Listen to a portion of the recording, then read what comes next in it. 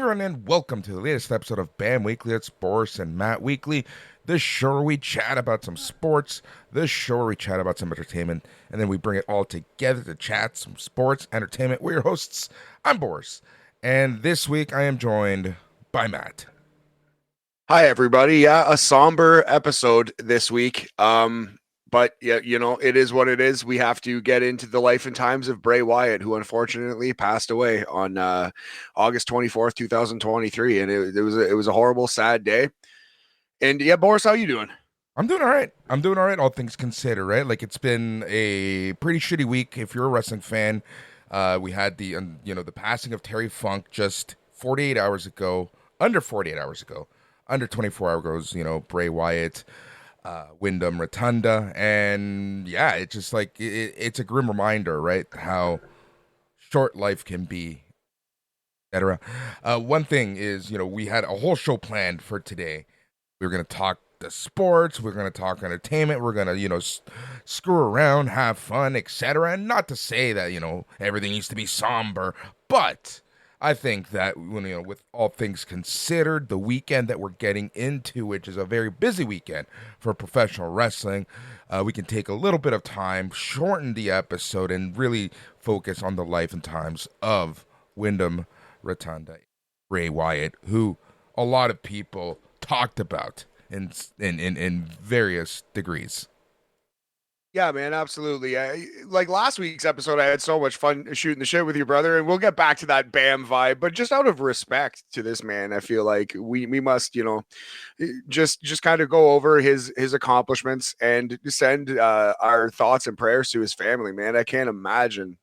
This is a devastating loss. This is a tough one, and it was last year on this show, around Halloween, that we were celebrating the return of Bray Wyatt. We did a top 15 Bray Wyatt matches, and he went away again, and we were all just kind of gearing up for when is Bray coming back, and then this happened. It's just like, oh my God. So yeah, like you said, you can see the people, the outpouring of support that has come out for this man. That's what's important. You see how almost universally beloved he was in the wrestling business. You see all these people coming out and tweeting or sharing videos or whatever, and just heartfelt emotions, and just like, oh my God, he was such a nice guy. He was so welcoming. He was so accommodating to me in the dressing room. He always had time to talk about ideas, etc. So it seems like a really big loss for people inside the wrestling community. Agreed. And something that I noticed, right, is that he, whether you loved him or you hated him as a performer, right, he created some form of an emotion in what he did week in and week out as he portrayed, the Bray Wyatt, the Fiend, whatever character he was portraying, right? And I think what one of the things that I realized, there was this email chain that I'm a part of, and one thing that I noticed is, someone in that chain said, "Look, I wasn't the biggest Bray Wyatt fan, but I'm a dad." Right? Like, and Yeah. it's something that we always forget. It's the human side of this, right? Unfortunately, earlier this year, we had to kind of go through the same with with Jay Briscoe, right? Like, and it's kind of like one of those things. Like right now, it's we're kind of going through that. Where not only was Bray Wyatt a character that so many people just beloved, and thought that the human behind Bray Wyatt was such a smart, educated person who understood the wrestling business inside and out. That's just a small portion of who that person was. It was the family man, right? Like, yeah, say what you want about his personal life. Guy was still a dad. Exactly right, man. I believe he has 4 children that he's Four left children. behind, which is Yeah, the oh, youngest being 3 years old, who he had with, former WWE announcer JoJo. So, yeah. um, that's just, yeah, it's just tough, man. And just, yeah, like I feel for Eric Rowan right now, who is riding the roads with this guy and Luke Harper, who he has described as his brothers before, to have lost both of them at such a young age. I just feel for him. I hope he's doing well right now, and I hope if he comes back to the wrestling business, he can get whatever he wants to achieve out of that. Yeah, and I just feel for his friends, feel for his family. Like, have you seen the clip of Booker T, like learning this news on air? You could Yep. see just in real time how much it affected the people who knew him very well. So yeah, man, it's just absolutely a horrible tragedy. But I do think, like, let's take this time to celebrate the man and the wrestler, and we don't have to get into like any of the controversies or whatever. Like, like, let's just talk about the good at this moment, because I feel like that's what is warranted right now. Yep, exactly. So let us talk about some of the good, right? So, right now, something that I do want to quickly bring up is that, if you do buy any Bray Wyatt merchandise from the WWE shop, all proceeds are going to be going to JoJo Offerman and Bray's children. There's even a note in the description that says this. In the wake of Bray Wyatt's death, WWE will donate all net proceeds to support JoJo Offerman and Bray's children. That's a really big move. Good on Triple H or Vince McMahon or whoever made that decision and okayed it. That's a beautiful move, and I think I'll run out to WWE shop and grab a Bray Wyatt T-shirt if there are any available still. Yep. All right, so let's talk about Bray Wyatt, right? So it's crazy to really talk about this person's life, but let's talk about what our interactions with him, not the personal interaction, but as a performer. And it was honestly, for me, the first time I saw Bray Wyatt was in NXT. I remember this was like just one of the weirdest incarnations of NXT, because it wasn't quite the super indie, but it was developmental. The NXT that he came into was very similar to the NXT that we have now, where it was very focused on development, and the characters that you saw in NXT were the characters that these people were going to be portraying on the main roster. And I just remember randomly, I don't know how I remember this, but I was at a bar, as a lot of my stories start, and they just so happened to be showing NXT, which was available on regular TV here for a really long time.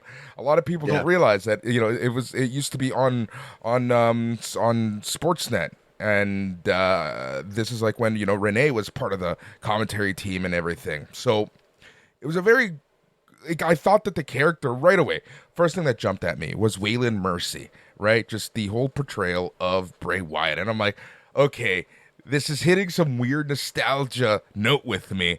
I am interested.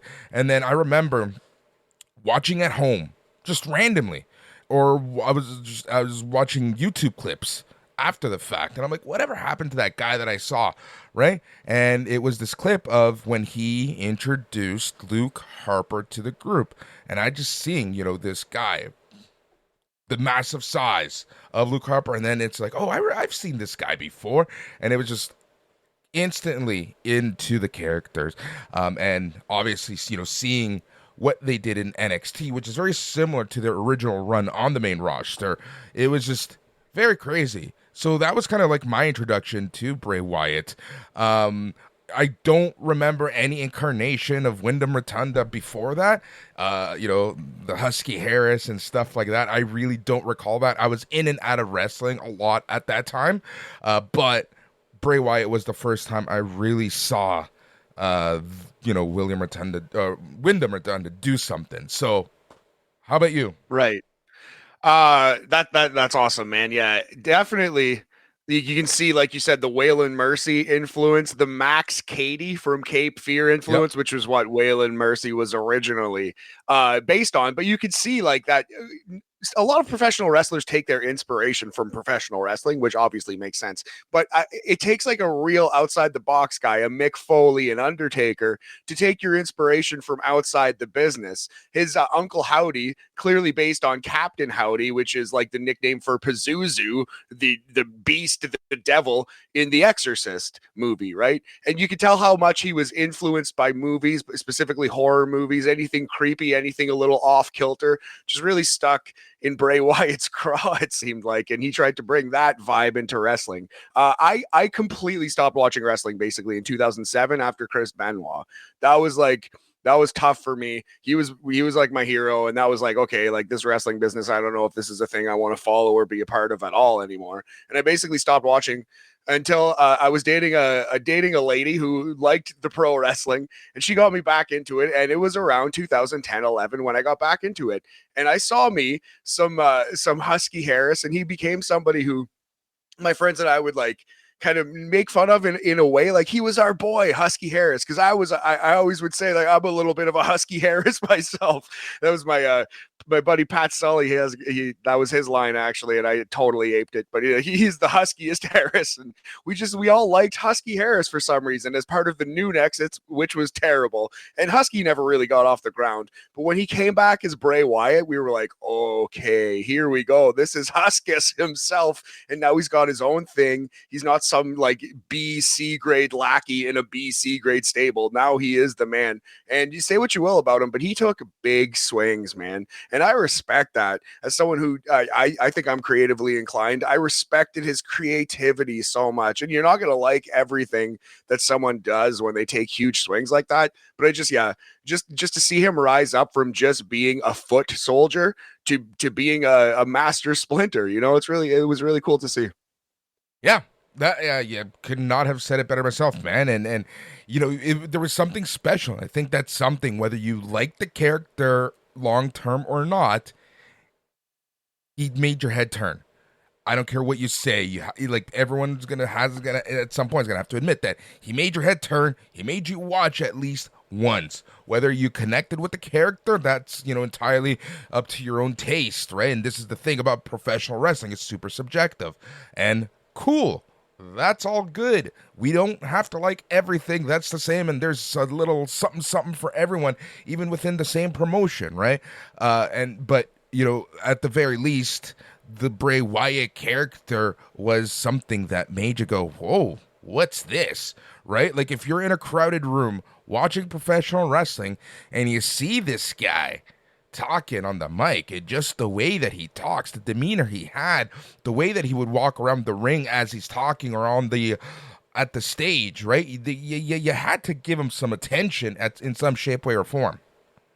1,000,000%. Yeah, captivating. He had that Jake the Snake. Swerve Strickland, I feel like, is trying to do it right now in wrestling and doing a pretty good job. You don't have to yell when you're a heel. You don't even have to raise your voice. You can be very, very quiet and just stare into that camera and just get your point across like that. And that's what Bray Wyatt was so very good at. And you can see the influence from different movies, different characters that he was taking from and doing a good job of aping, if I dare say. And yeah, the thing about Bray is he was so divisive, but that's awesome. That I actually love that because it's not boring. One thing Bray Wyatt very rarely was boring. Check this out. Wrestling Observer, best gimmick 2013 as part of the Wyatt family, worst gimmick 2017 as Sister Abigail, best gimmick again 2019 as The Fiend, worst gimmick 2020 as The Fiend. Do you know what I mean? Like lots of up and down there, and lots of the internet crowd souring on this guy. And I hope that he didn't catch too much of that. And if he did, I hope he didn't care. I hope it didn't affect him too much, because there was a lot of like unnecessarily vicious hate for Bray Wyatt online. And that's what you hate to see. Through wrestling fans can be pricks. So I just hope that he saw most of the love and less of the hate. Well, I feel like I'm inclined to say he did, because, in very eerie promos that he cut this last run that he had, I remember when he came out as not even Bray Wyatt. He essentially came out as the Human, as Windham Rotunda, and he essentially gave this just heartfelt promo where he's almost crying, saying that, he thought he didn't care anymore. He thought no one cared, et cetera, et cetera, et cetera. You know which promo I'm talking about, right? Yeah. Basically, yes. His first one coming back from return in 2022, like recently, like October-ish of 2022, he cut this. Yep. Yeah, I know exactly what you're talking about. Yep. Yep. Yeah. Yeah, it's crazy. It's crazy. Like I'll remember his debut to the main roster. Was it April versus Kane? Sorry. Yeah, it was July, August of 2013, something like that. I have no notes. I have no prep. This is all coming from memory and just a conversation that I wanted to have with you. So if I get any dates wrong, if I get any specifics wrong, please, please, please, tranquilo, everyone. But yeah, it happened I sometimes in do like think July, August of think you nailed it. 2013.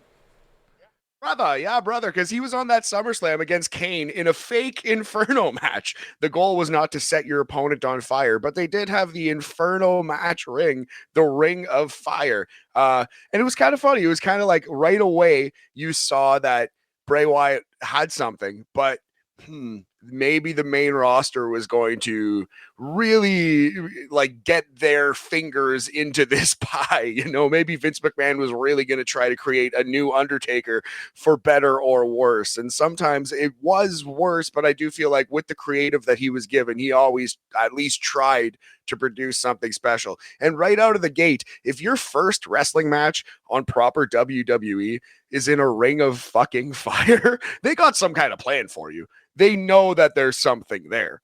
And I think that there was a plan because, just a few months later, as we roll into 2014, we probably saw some of the most monumental TV in that stage of WWE. And that's the whole Wyatt family versus the Shield feud. Yes, absolutely. Yeah, Wyatt family versus Shield was awesome. A lot of people would probably say that first Wyatt's versus Shield match is Bray's best match ever. I think the one he had at the Royal Rumble, the first one with Daniel Bryan, and the one a couple he had with John Cena, specifically Payback 2014, Last Man Standing. That was our choice, our number one for Bray Wyatt's best matches. But you have to, like, first paragraph in terms of his in-ring career, you have to mention Wyatt's versus Shield. A lot of fans, a lot of lapsed fans, and a lot of fans who have still watched and watched all the time say that's like their favorite or one of the moments that felt like old school WWE. Like that reminded me of like the Nation versus DX or something like that. Like that Shield versus Wyatt's thing was very, very exciting to a wide array of fans. That felt like special in the wrestling world. And especially, again, we have to take a look at the wrestling world. There was one company, ROH was doing whatever ROH was doing, but really there was only one show, right? So being able to just get captivated back into professional wrestling and seeing the Shield, who was just this dominant force. You haven't seen a group like this since the NWO. Really, right? And then you have the Wyatt family who's kind of just creeping up on them and literally creeping up on them. And it was just cool because I just remember some of those visuals with the swinging camera, right? The arm camera. Yeah. And it would be, the Shield on one side of the ring with the Wyatt family on the opposite end of the ring, and the crowd is going crazy. And you're just watching this saying, oh my God, this is special. Absolutely, man. Yeah, the fireflies in the audience, and yeah, just like it's so many different visuals. But specifically, I know exactly what you're saying. Anytime the crowd chants holy shit" before the match, I think you've done a good job, of setting it up. And yeah, just so many moments, so many memories for Bray Wyatt. I feel like a lot of it was like a start and stop push, which was hurting everyone in the era that he wrestled. But yeah, it was just like, he gets a big match. He gets The Undertaker at WrestleMania, but gets squashed in 7 minutes. He gets John Cena at WrestleMania. That first one in 2014, I believe it was. He should have won that 30, one for some reason, but not. Yeah, WrestleMania 30.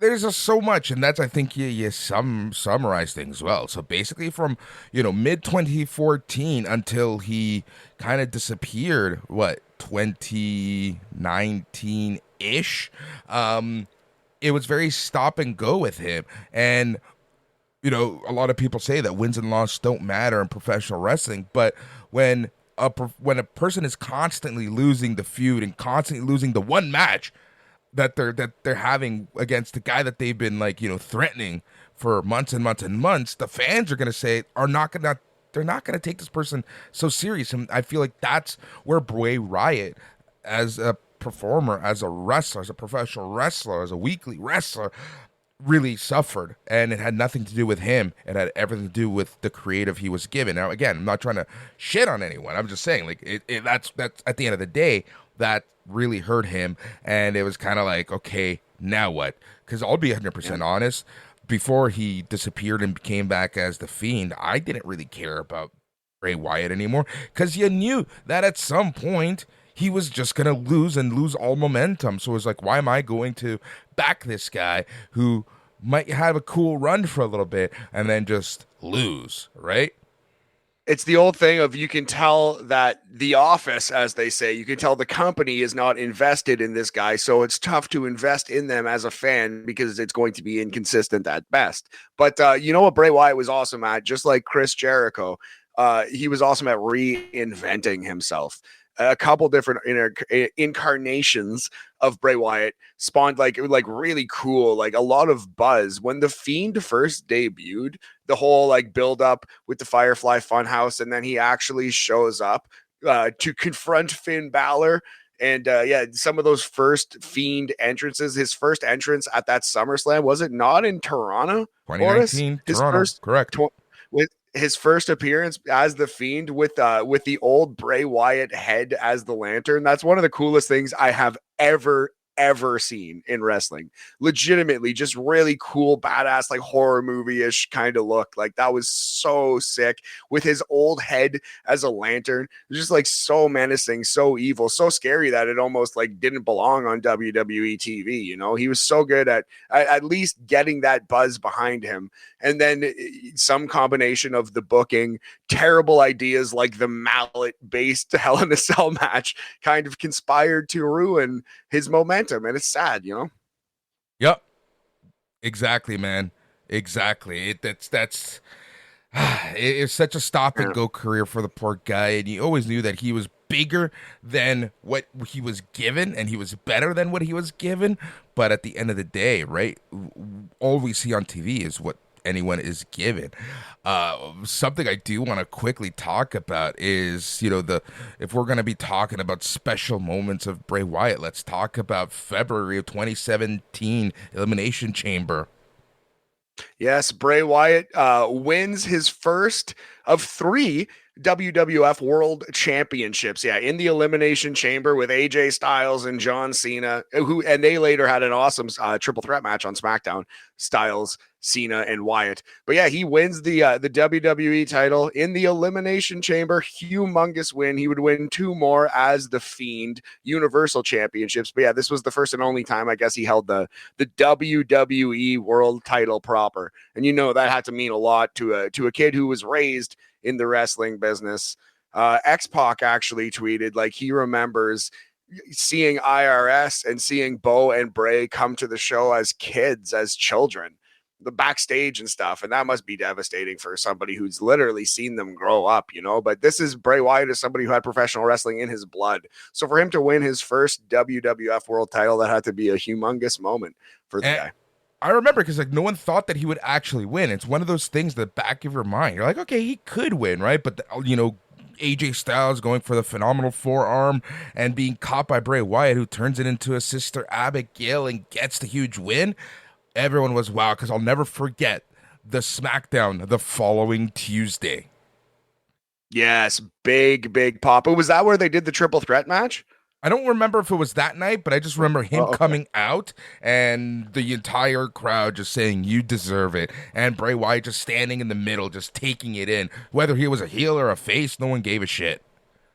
Absolutely, yeah, and yeah, it was like the thing, like you said, with all the stop and go. You never knew if WWE would ever truly invest in this guy, and then until you saw the 1, 2, 3, I don't think you were ever going to fully believe they would put the WWF title on him. But he won it. The title held by Bruno Sammartino and Hulk Hogan. The lineage includes Bray Wyatt. That is really cool. Yeah. And, that first run didn't last too long because, he lost at WrestleMania 33 against Randy Orton, the very infamous Spermamania, during the entrances, and a very just awkward match. And I feel like that match summarized a lot of Bray Wyatt's career, where it was, a lot of good intentions, but the execution just didn't work out. And Bray Wyatt ends up getting the L. Yeah, exactly right. And that's wrestling for you. It's any kind of artistic venture. It never really goes exactly the way you plan, and hopefully it doesn't go so off kilter that they're projecting sperm into the ring. That's uniquely bad. But no, some of what Bray Wyatt did was uniquely amazing. Like I go back to those early Fiend appearances. The time that he beat the shit out of Jerry Lawler was like scary and cool. The first appearance was really, really cool up until the Hell in a Cell match with the mallets. I feel like the Fiend was doing a really good job, and then they just kept finding ways to I don't know, to oversaturate the market with this guy's creativity, to give you too much of a good thing. Maybe it was. I feel like that's the thing. I feel like they just loved it so much at times, and they threw it out there, and people kind of just rejected it, right? And again, it was the continuous start-stop nature of the Bray Wyatt character, the Fiend character, whatever, right? And you know, the original presentation in 2019 of the Fiend was fantastic. That match against Finn Balor was fantastic, but right away, you know, I just remember Agnew and Lavransky talking about, like, you know, is this guy too big? Is this guy, like, how are they gonna be able to portray him, like, and kind of this larger than life character as a normal wrestler? And that was something that WWE always struggled with Bray Wyatt, right? He was this Undertaker-like character that they constantly used, so we kind of got a little bored of him, who took so many L's. And so what I was originally saying here was, you know, that original kind of like when we originally saw the Fiend against Finn Balor was cool, but then a month later we had the infamous Seth Rollins screaming like a little baby images, right? And we had the red hue, and that right there, in my opinion, was the beginning of the end of the Fiend character, because you just couldn't take him too serious. Absolutely, man, and that sucks. But I think we had seen that Bray Wyatt did have the propensity to be able to reinvent himself so well that I think he would have been fine had he come back again. They would have figured it out, you know. And yeah, it's obviously the true victims here are his family, like his friends. God, poor Eric Rowan.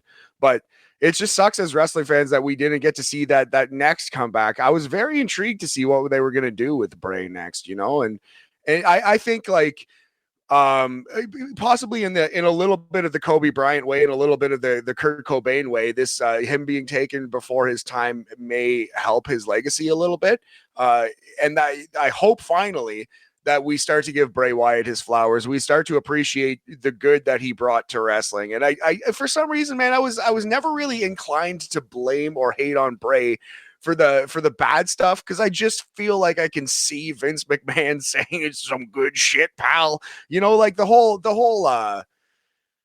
Firefly Funhouse match against John Cena in the Pandemic Mania, I think holds up extremely well. And like it's so cool that whether Vince was in on the joke or not, they were openly making fun of Vince McMahon so much in that run and in that match specifically.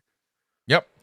Man, and like I'll never forget, like, what was it, late July, early August 2021, when he was released, and everyone was like, what the heck is going on? Because you always felt that Bray was one of these people that was just safe for one reason or another, whether it be Vince McMahon liking him, whether it be his creativity, whether it be something, but it always felt like he was safe in some shape, way, or form.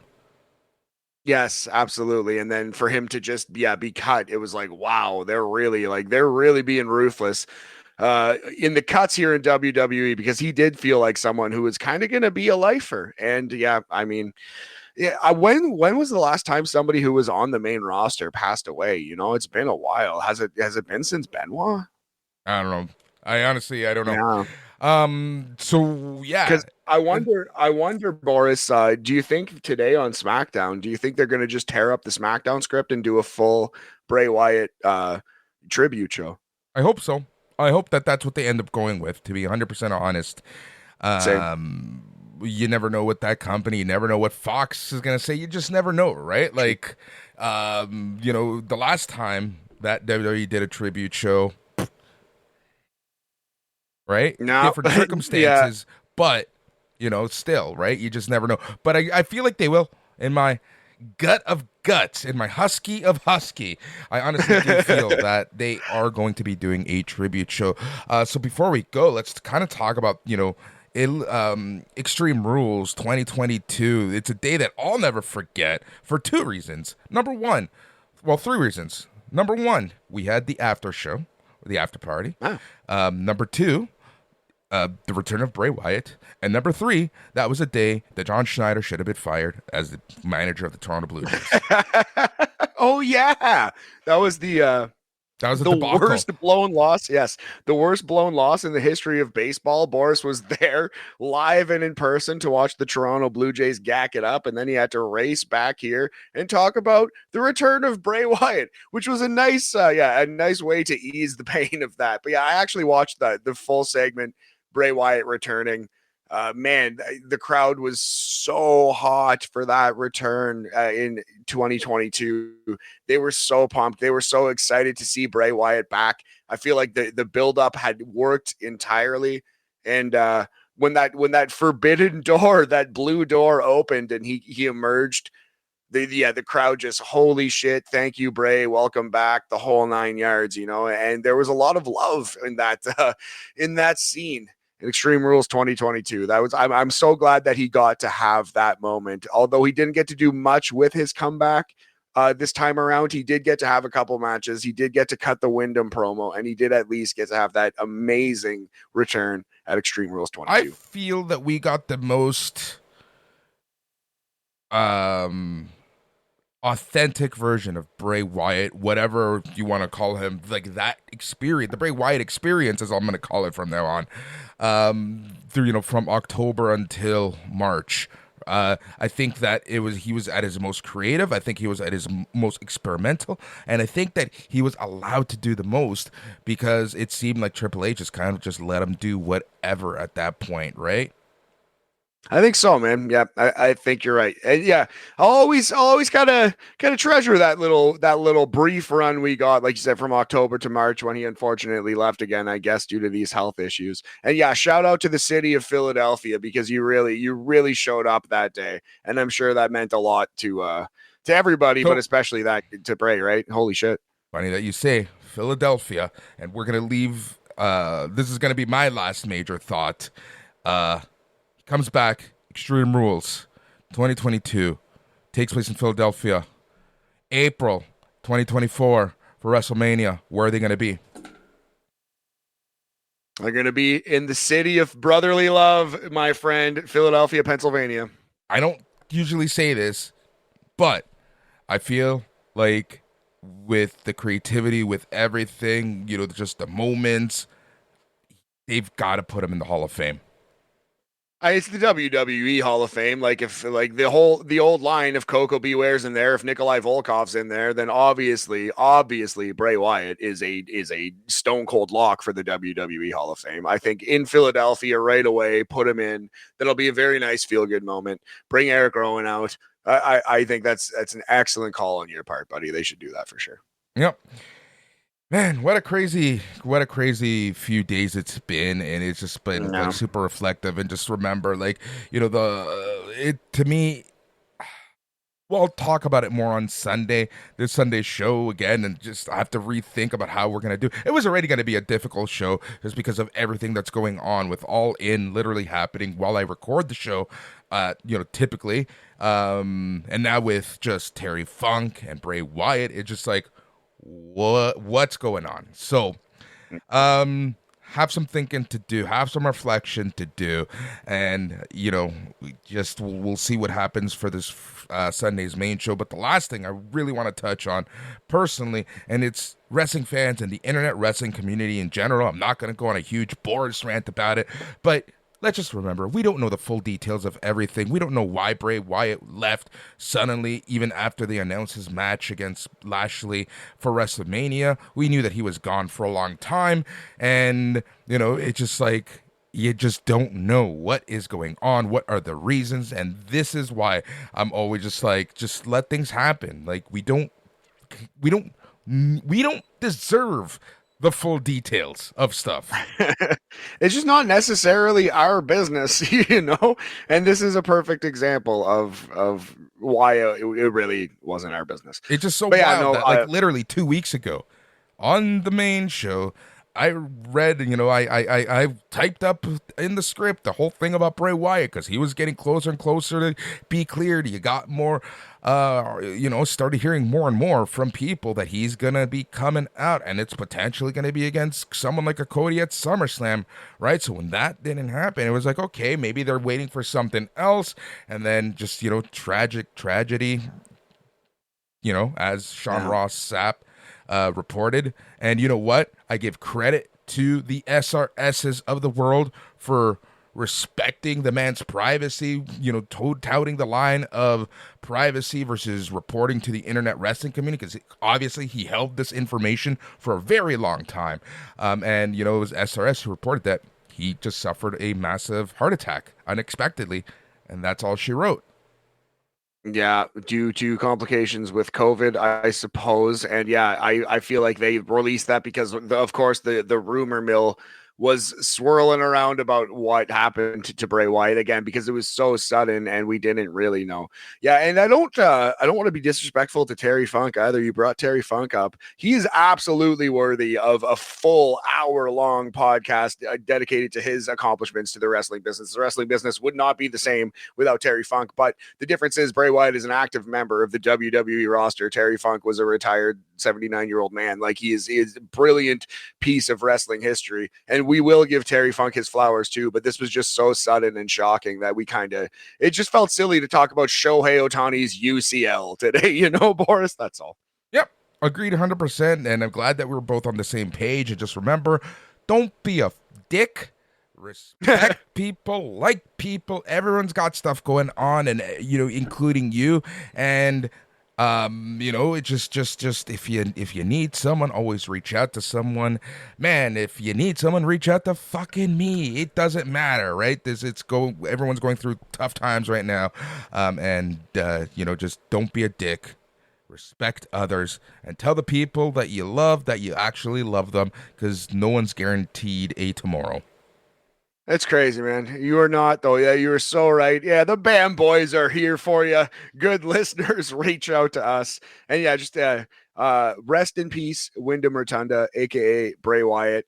I'm so gutted for his family and friends. Seems like he was a beloved man, and your contributions to wrestling too will be remembered forever. And I hope that in some weird, sick way, this actually does kind of help his legacy. At least it shuts up some of the more vocal haters who were unnecessarily vicious to Bray Wyatt. And in the most weird, morbid ways, man, tear it up with Brody Lee up there.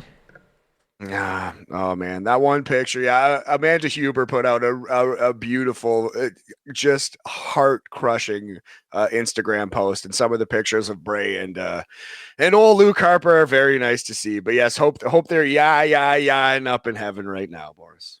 He's Matt. I'm Boris. Thank you, as always, for listening. We really do appreciate it.